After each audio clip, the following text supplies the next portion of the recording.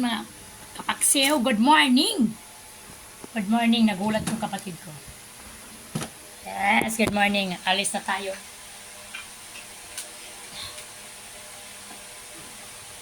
Baby, hanap tayo ng damit. Susuotin. Ano lang, mga kapaksiw. Kasi pag ito maliit, okay naman din. Kung maliit na lang. Alis na tayo. Punta na tayo ng palengke. Ayan, susuot na natin yung ating jacket, mga kapaksiw. Grabe! Kanin mo na, anak, no? Mamaya na yung mga, kay initin ko muna yan. Yes, mga kapaksiw. Suot na natin yung ating mga,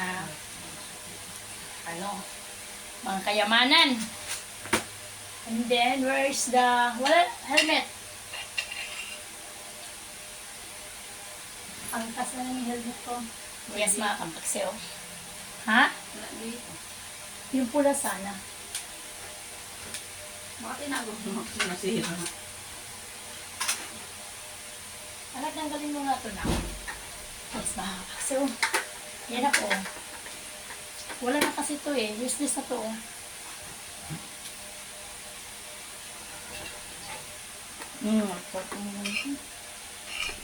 Ay, ito pa yung nawala. Good morning, mga good morning, good morning, good morning, good morning. Dito lang tayo sa loob ng bahay muna.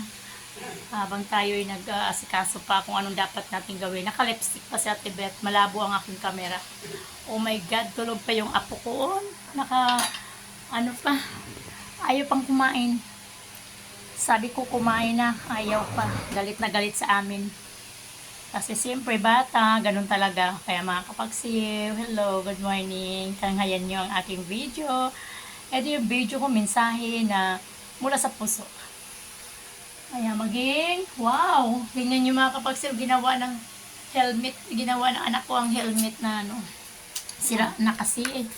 Sayang kasi bago lang to binili ko eh. Binili ko to ng 1-1. Ayun eh. Siyempre, nangihinayang tayo.